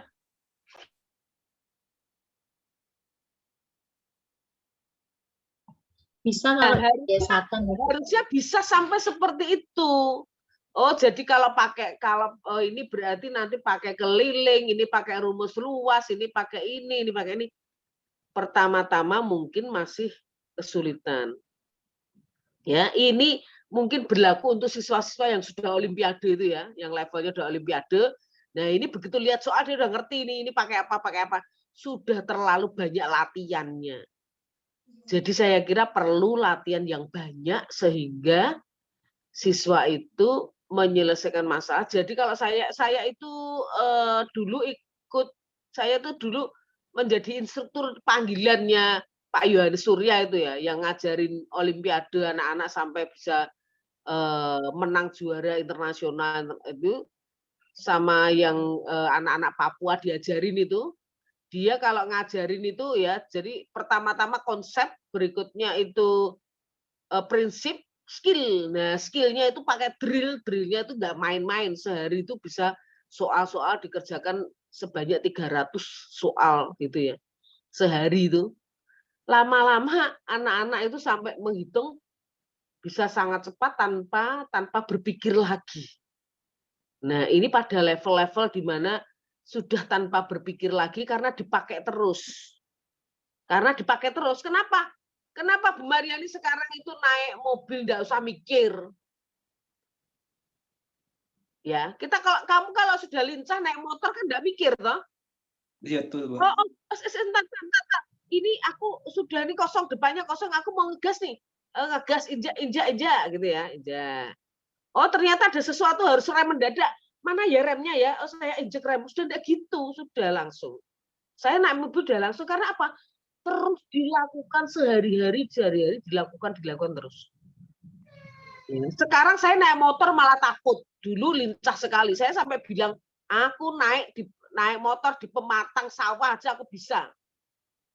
Sekarang nggak berani naik motor pelan-pelan karena sudah tidak pernah naik motor. Jadi itu karena kebiasaan skillnya. Nah, ini mungkin ada hal-hal di dalam matematika yang memang harus seperti itu, yang namanya skill. Skillnya itu kita keterampilan. Ya, keterampilan itu kalau sudah dilakukan terus-menerus, sudah biasa. Bapak Ibu coba lihat orang yang membuat martabak itu ya, kadang dilempar-lempar di apa itu kan sudah tangannya. Coba saya yang buat, ya, membuat martabak itu loh ya. Nah, pernah lihat nggak itu yang sesuatu yang viral itu buat apa dilempar sana lewat teman-temannya cepet gitu ya. Jadi membuat sesuatu karena dia sudah puluhan tahun jual martabak. Jadi bikinnya itu sudah cepat sekali. Martabak atau apa itu yang ya itu. Atau orang yang mengerjakan sesuatu dengan cepat. Oh, itu apa namanya chef itu yang biasa masak itu telur dilempar-lempar ke atas gitu ya. Ya, itu ada telur dilempar mecahnya itu langsung di bawahnya dikasih pisau ya, langsung jatuhnya ke pisau pecah dan sebagainya. Kita bisa enggak, wah biar semua dapurnya kotor semua. Tapi kalau dia enggak gitu ya. Karena apa? Ya karena sudah di luar kesadaran. Karena dia adalah keterampilan yang dilakukan terus-menerus, terus mungkin ratusan ribu kali. Nah, sebetulnya di dalam matematika penting kita itu memberi soal, dosen, guru memberi soal, jangan cuman diselesaikan dengan cepat langsung dikerjakan selesai. Nah, kita latih anak-anak melihat situasi kondisi sekeliling. Jadi besok-besoknya tujuannya apa toh? Kalau mereka bekerja ada masalah, bagaimana memecahkan masalah sehari-hari itu pakai matematika. Nah, itu tujuannya. Dibiasakan melihat lingkungan, dibiasakan menghadapi suatu masalah diselesaikan pakai model matematika dan seterusnya. Kan banyak itu masalah sehari-hari itu semua butuh matematika. Melek mata, bangun tidur pasti pakai matematika. Jam berapa? Matematika. Betul. Berangkat Betul. apa tidak? Matematika juga. Setiap keputusan pasti matematika. Iya kan? Nah, mau makan apa? Sudah ada urusannya ini. Dipikir ini sudah sebetulnya kalau saya pikir nih, saya sudah agak sakit ginjal nih, sudah saya pikir nih sehat enggak ini untuk ginjalku. Ini kalorinya berapa dan seterusnya, udah mikir matematika. Ya kan? Iya, Nah, Bu. dan seterusnya. Saya kira itu jadi ada beberapa hal yang menjadi perhatian di sini ya. Jadi mulai dari stimulus respon, fokus perhatian, sampai ke bisa saja sampai ke tingkah laku ya. Tadi ada gerak mata dan sebagainya. Itu sebenarnya berguna juga untuk penelitian, yaitu penelitian tingkah laku, aktivitas. Jadi kita itu apakah kita mengajar itu anak-anak sebetulnya apa namanya? Kalau saya mengajar itu anak-anak suka apa enggak, apa memahami atau tidak, apa bosan, apa benci dengan saya, dengan gurunya benci enggak? Ya, itu bisa kelihatan. Beda dari matanya kelihatan, dari wajahnya itu kelihatan. Nah, betul enggak?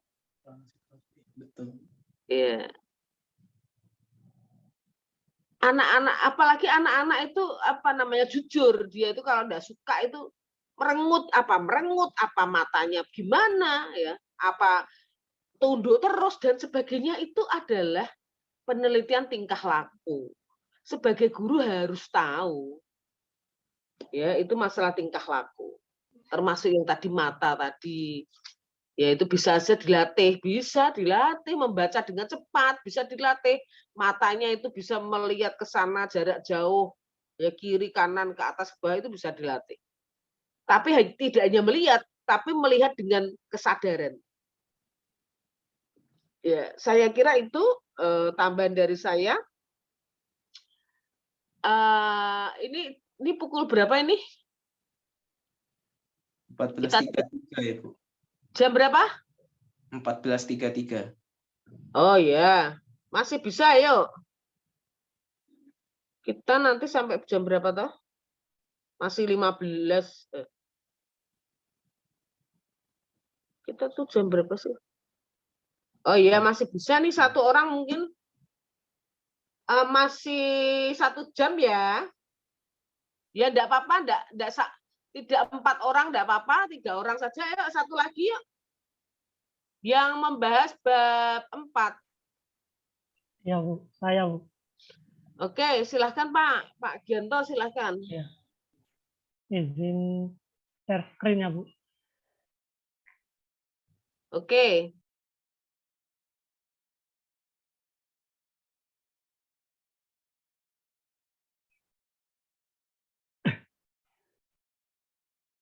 Ya. Sekarang saya akan membahas tentang memori kerja, implementasi dalam pembelajaran matematika. Definisi memori kerja. Memori kerja adalah memori singkat dan langsung untuk materi yang sedang diproses. Sebagian dari memori kerja juga secara aktif mengkoordinasikan aktivitas mental yang sedang berlangsung.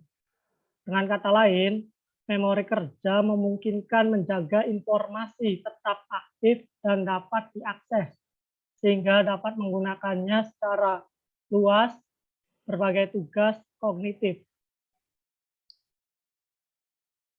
Menurut para ahli, Josh Miller mengusulkan bahwa kita dapat menyimpan sekitar 7 informasi dalam memori kerja.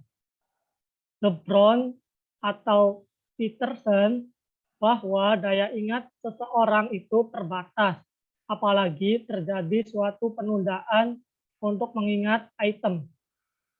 Menurut Atkinson Shiffrin, bahwa ingatan jangka pendek seseorang bisa hilang dari memori dalam waktu 30 detik, kecuali jika diulangi. Sekarang implementasinya. Pertama, misalnya pada materi bilangan, di antaranya jenis bilangan, operasi bilangan, dan sifat bilangan.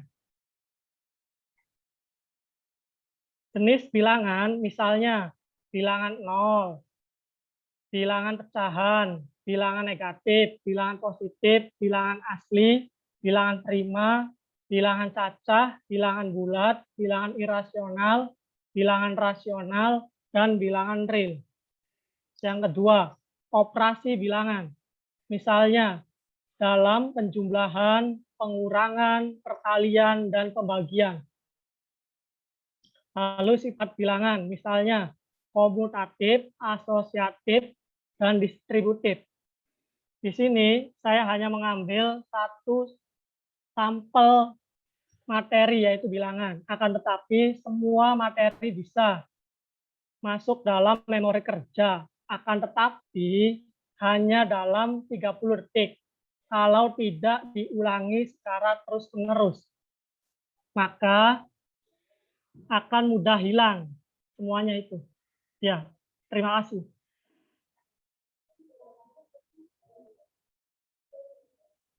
Sudah, Pak? Udah, Bu. Hanya Ya, menjelaskan silakan, tentang ada pertanyaan enggak?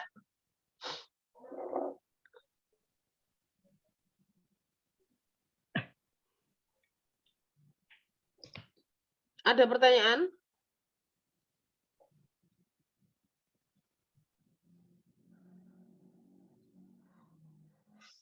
Jadi begini, apa namanya?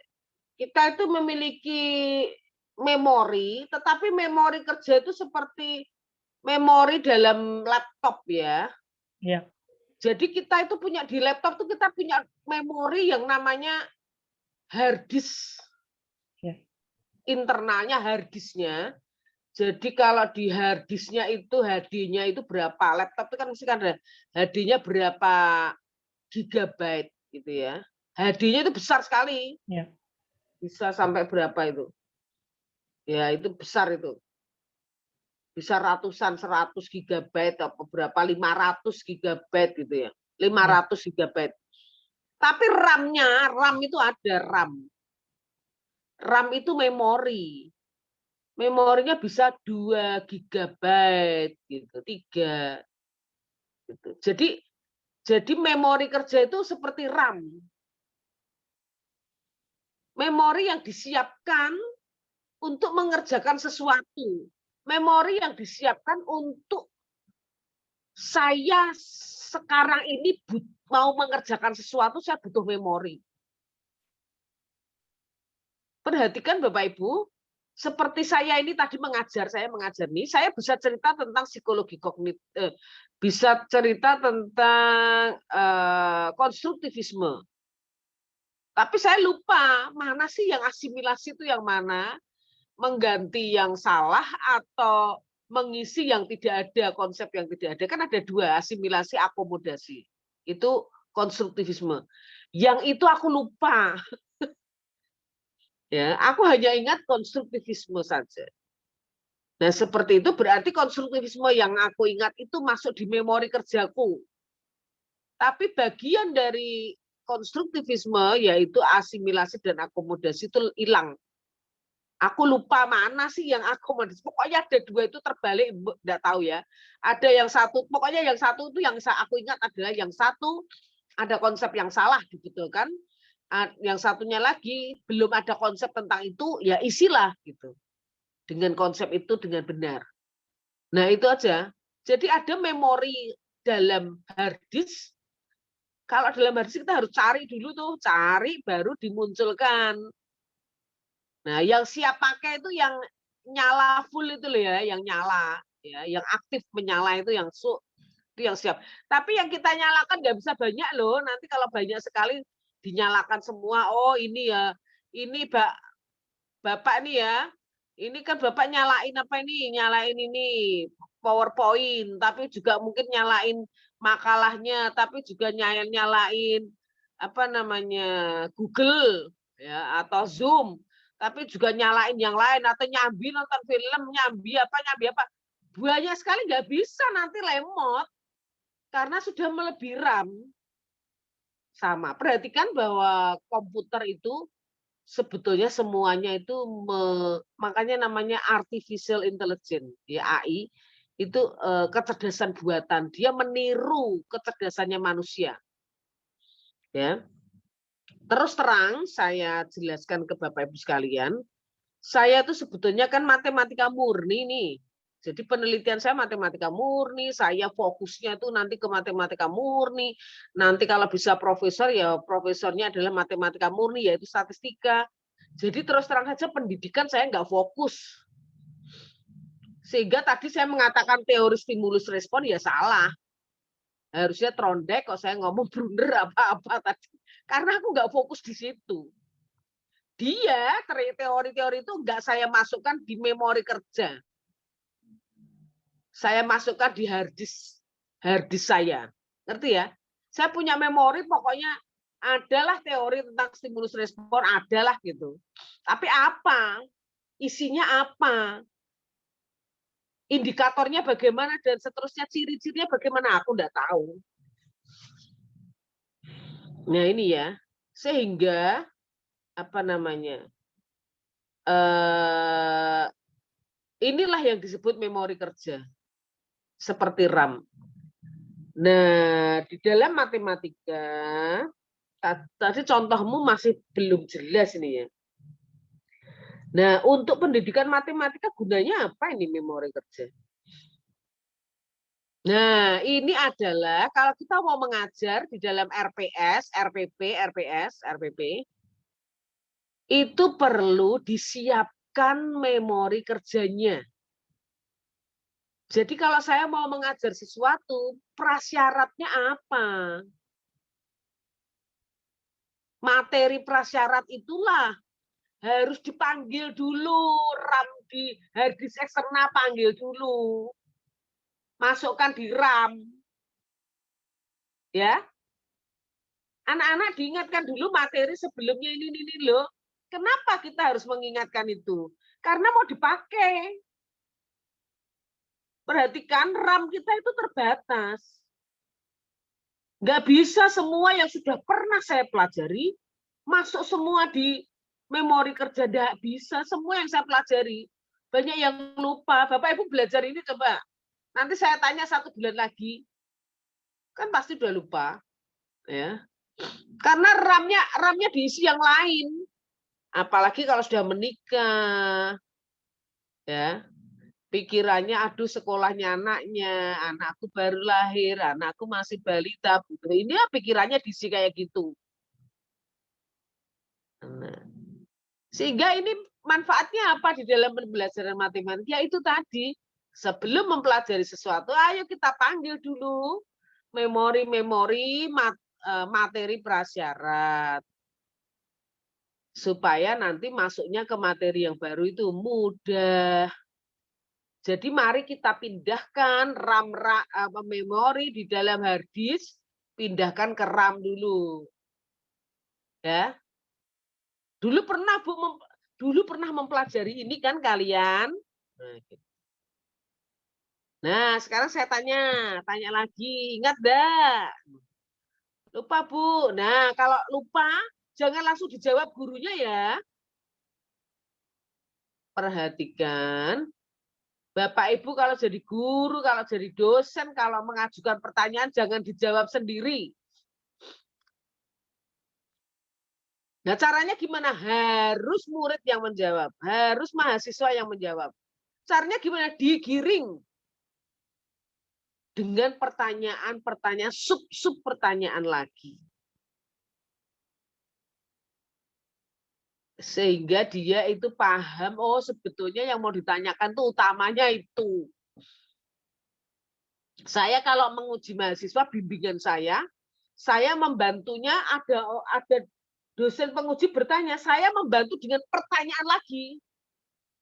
Sebetulnya saya membantu supaya dia ngerti, oh ini gitu ya.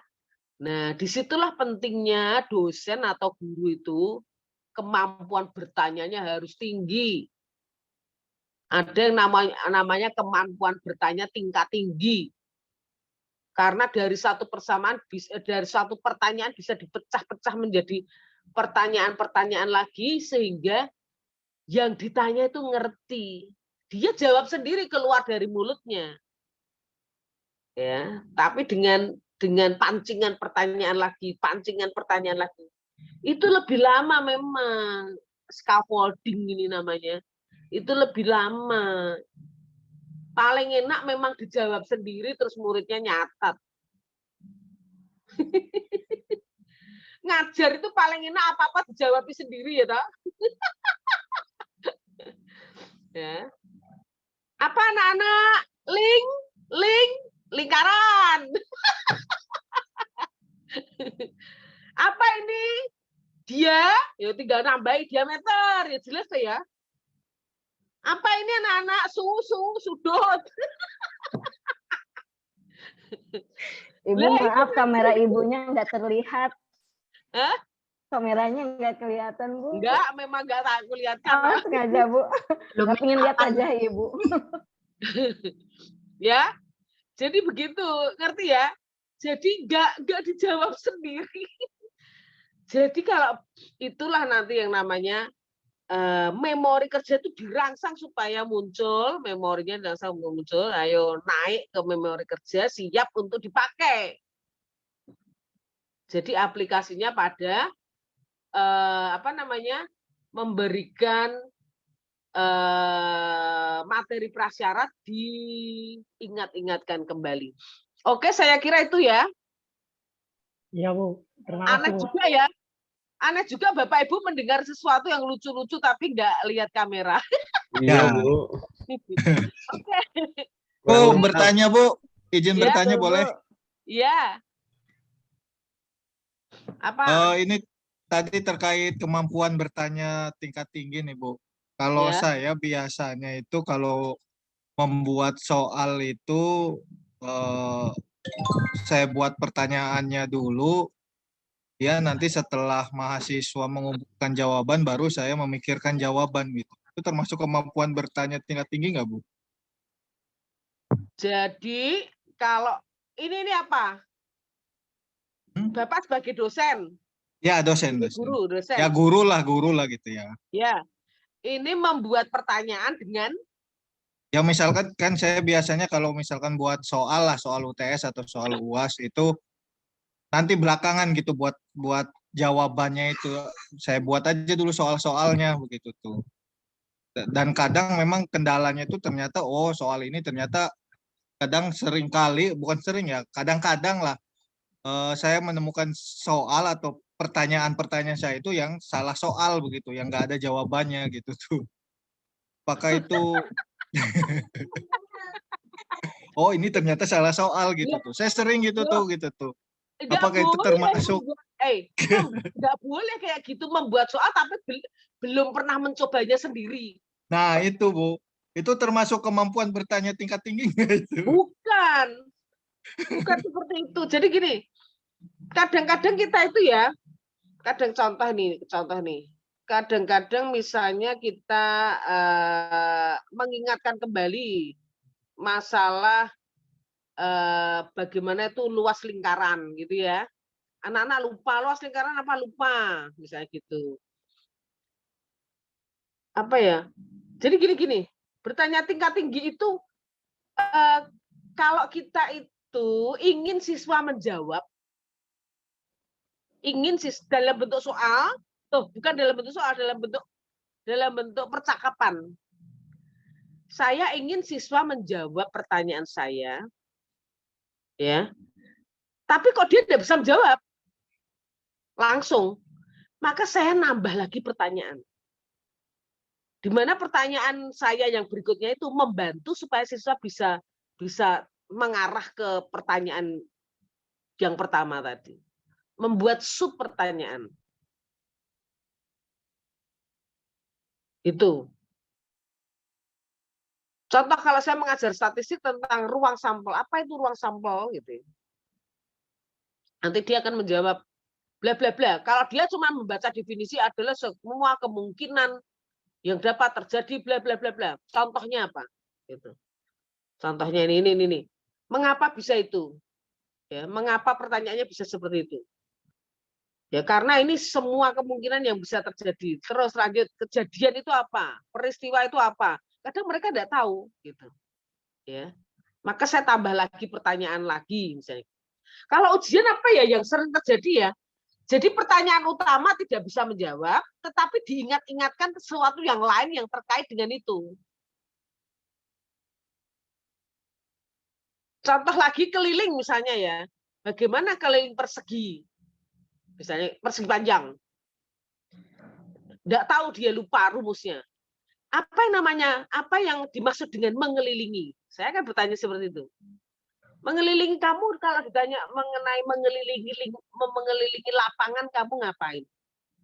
Oh, saya belajar berjalan di pinggir-pinggirnya, dari mulai sebuah titik, dari titik itu berjalan di pinggir-pinggirnya itu, di pinggir-pinggirnya itu, di garisnya lapangan itu, terus sampai ke titik itu lagi. Boleh enggak lewat tengah-tengah? Boleh enggak lewat tengah-tengah? Enggak boleh, Bu. Nah, sekarang berapa panjangnya yang kamu jalani itu? Dia berupa panjang atau luasan? Karena kamu berjalan tik tik tik tik tik tik, maka itu luas atau panjang? Dia kan menjawab panjang. Kalau panjang satuannya apa? Meter. Meter atau meter persegi? Panjang itu meter atau meter persegi, gitu ya. Nah, dan seterusnya. Terus sekarang jadinya kalau mau menghitung keliling persegi panjang itu bagaimana? Kamu lewat dari titik itu, menuju ke titik mana coba? Seret. Itu disebut apa? Oh, itu lebarnya persegi panjang. Terus setelah dari itu kemana lagi? Ke titik berikutnya, ke titik B. Oh, itu namanya panjang atau lebarnya, gitu saya. Dan seterusnya sampai dia, oh berarti lebar tambah panjang tambah lebar tambah panjang. Nah itu, walaupun mungkin tidak langsung 2 kali P tambah L. Tapi saya mengingatkan kembali, itulah keliling persegi panjang. Ya kan? Pertanyaan saya, ayo rumus keliling persegi panjang apa? Tidak tahu, Bu. Apa namanya? Apa yang dimaksud dengan mengelilingi? Namanya aja keliling. Apa yang dimaksud dengan mengelilingi? Nah, kan itu pertanyaan tambahan. Ngerti ya? Sebetulnya, ya Bapak Ibu perhatikan, sebetulnya Bapak Ibu itu kalau bertanya sesuatu kepada mahasiswa atau kepada murid, ingat saja, jangan dijawab sendiri. Kalau dia tidak bisa jawab, guru atau dosen harus bertanya lagi hal lain sehingga dia bisa menjawab pertanyaan utama tadi. Kayak tadi, apa rumus keliling persegi panjang? Tidak tahu, Bu. Tidak tahu, terus saya apakan ya? Saya apakan ya? Tidak tahu ya. Jangan saya jawab sendiri. Ingat ya, rumus keliling persegi panjang adalah 2 kali dalam kurung panjang tambah lebar. Jangan dijawab begitu. Ya. Tapi apa artinya mengelilingi? Nah, nanti dia ingat. Oh ya. Tambah lagi. Terus, kalau ada suatu persegi panjang seperti apa ini? Kira-kira dari ruangan ini mana yang berbentuk persegi panjang? Kan gitu. Memang lama. Tapi kan siswa jadi paham sekali. Ya. Di dalam ruangan ini mana yang berbentuk persegi panjang? Terus kelilingnya yang mana? Gitu. Dan seterusnya. Sampai akhirnya dia menemukan, oh ya ingat-ingat Bu, kelilingnya berarti panjang tambah lebar tambah panjang tambah lebar. Jadinya apa kalau seperti itu secara aljabar? Panjang tambah panjang menjadi berapa? Gitu ya. Oh 2P misalnya. Oh tambah 2L. Terus diapakan lagi? Nah dan seterusnya. Ini ada distribusi apa? Nah gitu dan seterusnya. Ya, akhirnya ingat kembali rumusnya. Itu yang namanya bertanya tingkat tinggi.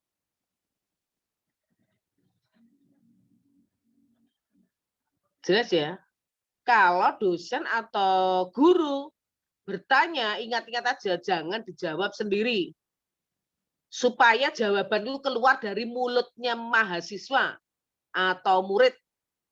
Bagaimana supaya keluar keluar jawaban dari mulut mereka, lah kita harus bertanya lagi supaya dia digiring ke situ. Nah, kalau untuk soal bagaimana tertulis? Ya beri A, B, C boleh. Apa yang diketahui dari soal itu, coba buatlah sketsa, gambaran mental ya dari soal itu. Boleh dengan sketsa, boleh dengan grafik, boleh dengan data di data, boleh dengan trial and error, coba-coba. Rencana mengerjakannya seperti apa, nomor B. Nomor C, model matematikanya seperti apa. Nomor D, selesaikan model matematika itu, masukkan harga-harganya, selesaikan. Kesimpulannya apa? Nomor E. Nah, itu kalau sudah digiring seperti itu A, B, C, D, E kan siswa terarah juga jawabannya. Bagaimana dengan mahasiswa atau murid yang menjawab langsung tapi benar?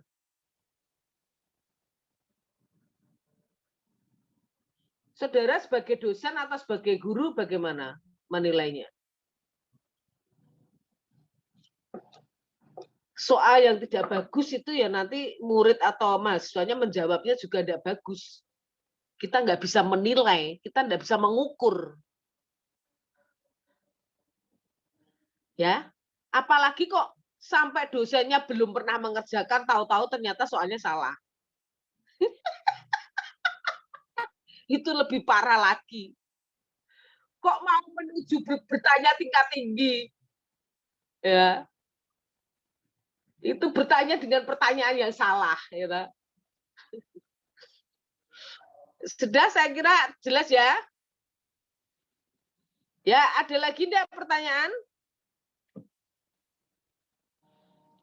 Kalau tidak ada pertanyaan, saya cukupkan sekian. Masih ada kelompok, ini berarti sudah kelompok 2, 3, 4 ya? Kok kelompok sih, maaf. Bab 2, 3, 4. Presenter. Ya, bab 2, 3, 4. Terus besok bab 4, 5, 6, dan seterusnya ya. Atau mau ditambah lagi 1? Berikutnya berarti bab berapa nih? 3, 2, 3, 4. Bab 5 siapa? Siapa yang membahas bab 5? Pak Gunawan. Hah? Tentang apa itu? Dharma atau Pak Gunawan, Bu? Pak Gunawan. Tapi ini sudah jam 3 ya? Iya, Bu. Udah cukup aja lah. Ya, Bu. Kita lanjutkan minggu depan ya. Iya, Bu. Oke, lanjutkan minggu depan dan mungkin lebih tajam lagi, tolong tajam lagi memandang ini kayak tadi ya, saudara, yang contoh tadi mungkin masih belum tepat dan mungkin ini yang tadi bilangan tadi Pak siapa tadi ya. Jadi nanti tolong lebih jelas lagi ya, lebih tajam lagi membaca sesuatu teori dan aplikasinya apa di dalam matematika, tolong lebih tajam lagi dan dipikirkan, direnungkan.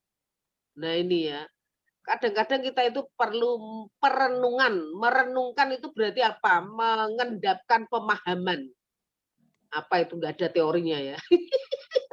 Ngarang aja. Oke. Jadi sesuatu itu kadang-kadang perlu direnungkan ya. Perenungan mendalam. Itu nanti kalau saudara mau mengambil topik disertasi itu butuh merenung ya, merenungkan. Merenung itu beda dengan melamun. Kalau melamun tuh kadang nggak ada isinya, tapi kalau merenung tuh ada isinya ya. Pikiran kita itu kemana-mana, tetapi kemana-mananya itu ada isinya, ada tujuannya dan seterusnya. Oke, saya kira cukup pertemuan hari ini. Nanti tolong di validasi presensinya. Ini masuk semua enggak nih? Berapa mahasiswa ini ya? 1, 2, 3, 4, ada 8? Masuk semua? Pak Dharma Semuanya yang ada berapa? Dharma nggak masuk. Hah? Pak Dharma Siapa, tidak Pak? masuk. Siapa? Pak Dharma yang nggak masuk, Bu. Oke. Oh, Pak Dharma ya. Oke. Oke, saya kira cukup pertemuan hari ini ya. Selamat sore. Ya Ibu, Selamat makasih sore, Ibu. sampai ketemu Sore, Bu. minggu depan. Tolong saya minta Terima kasih, Bu. direnungkan lagi aplikasinya dalam matematika, karena nanti melandasi pemikiran kognitif yang Bapak Ibu nanti pilih di disertasinya, ya. Disertasinya memilih apa? Pemecahan masalah ataukah pemecahan masalah bisa, literasi matematika bisa, literasi yang pakai etnomatematik juga bisa, dan seterusnya. Ibu, Nanti itu- kalau arah penelitian Ibu kemana Bu ya? Apa? Untuk Ibu, kalau Ibu kan membimbing promotor juga Bu ya. Kalau arah Ya. penelitian Ibu kemana Bu? Banyak sih. Ada yang sudah lulus itu yang Pak Edi Amin itu metakognisi dalam pemecahan masalah, melalui pemecahan masalah. Terus yang Bu Lulu itu abstraksi, kemampuan abstraksi. Terus aku lupa yang lain-lain, banyak yang lama nggak bimbingan nih, nggak masuk di memori kerjaku. Lah kan yang aku bimbingan 56 orang. Bayangkan membimbing S1, S2, S3, D3. 56 orang itu terus aku suruh ngingat-ngingat, ya nggak bisa. Yang aku ingat-ingat yang barusan lulus, yang sering bimbingan.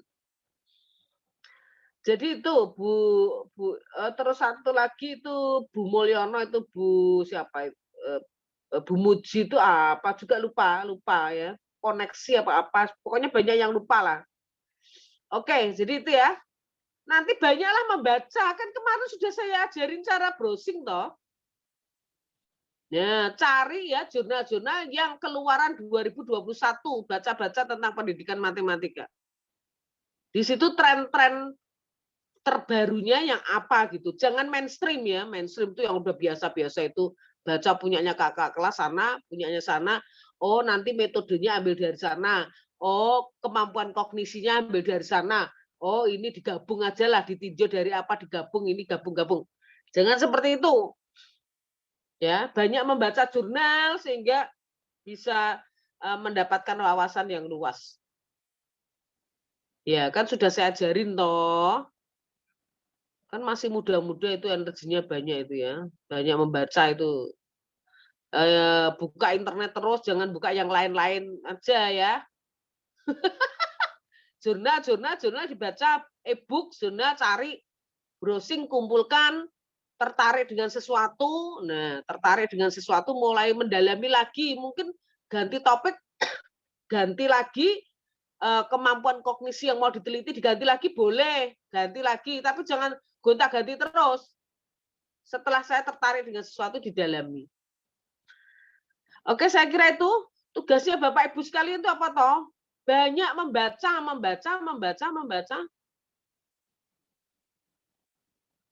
Banyak yang dimasukkan dalam pikiran Bapak Ibu ya, diisi supaya mendapatkan suatu ide maka harus diisi dengan banyak ide.